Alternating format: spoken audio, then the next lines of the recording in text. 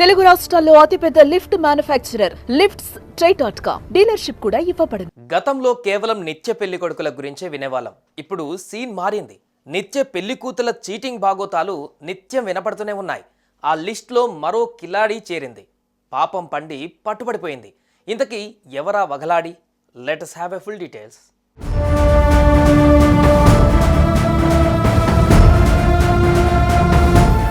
సొసైటీలో నీతి నిజాయితీ అన్నవి రోజు రోజుకి అడుగంటిపోతున్నాయి.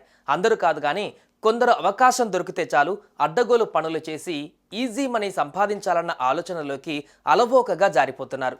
ఇదిగో ఇక్కడ మనం చూస్తున్న నిశాంతి అనే ఈ యువతి కూడా అదే పంథాలోకి దిగింది.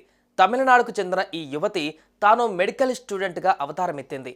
చక్కగా మేకప్ చేసుకొని ఒంటి మీద ఓ తెల్లకోటు ధరించి చేతిలో ఓ స్టెథోస్కోప్ పెట్టుకొని మెడికల్ స్టూడెంట్ తరహాలో బస్టాండ్ల దగ్గర బస్ ఎక్కడానికి నిలబడ్డం, ఎవరైనా కుర్రాళ్ళు తన వైపే లుక్కేస్తే చాలు వాలు చూపులతో వాళ్ళని కవ్వించడం మొదలుపెట్టింది.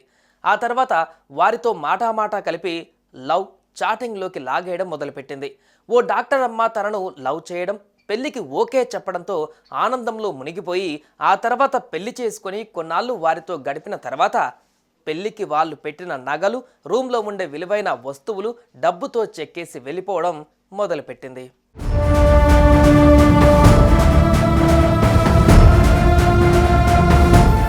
కొట్టేసిన సొమ్ముతో కొన్ని రోజులు ఎంజాయ్ చేయడం, ఆ తర్వాత మళ్ళీ అదే డ్రెస్తో మరో చోట బకరాల కోసం కాపుగాయడం చేసేది. ఇలా ఎంతోమంది అమాయకులు ఆమె బుట్టలో పడ్డారు. లక్షలకు లక్షలు పోగొట్టుకొని బయటికి చెబితే పరువు పోతుందన్న భయంతో గుట్టుగా ఆ బాధను దిగమింగేశారు. ఈ క్రమంలోనే ఈ నెల 20న తమిళనాడు రాష్ట్రం మైలాడుదురైకి చెందిన సాఫ్ట్వేర్ ఉద్యోగి శివచందర్ను కూడా నిశాంతి ముగ్గులోకి లాగింది. ముచ్చటగా 3 ముళ్ళు వేయించుకుంది.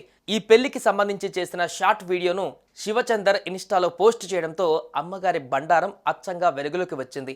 ఈ వీడియోను చూసిన చిదంబరం ప్రాంతానికి చెందిన నెపోలియన్ అనే ఈమె గారి మాజీ మొగుడు షాక్ అయ్యాడు.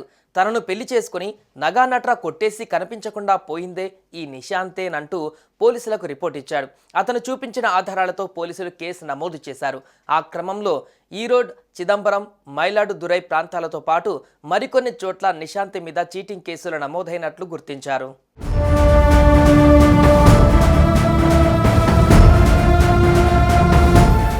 పోలీసుల వేటలో నిశాంతి చిక్కిపోయింది.